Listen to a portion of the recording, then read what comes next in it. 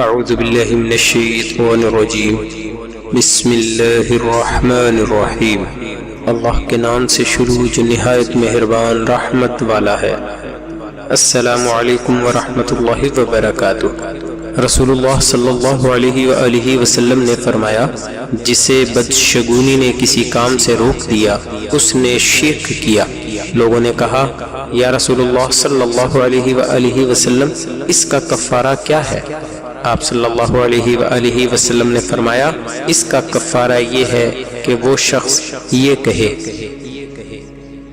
اللہم لا خیر الا خیرک ولا طیر الا طیرک ولا الہ غیرک، اللہم لا خیر الا خیرک ولا طیر الا طیرک ولا الہ غیرک، اللہم لا خیر الا خیرک ولا طیر الا طیرک ولا الہ غیرک۔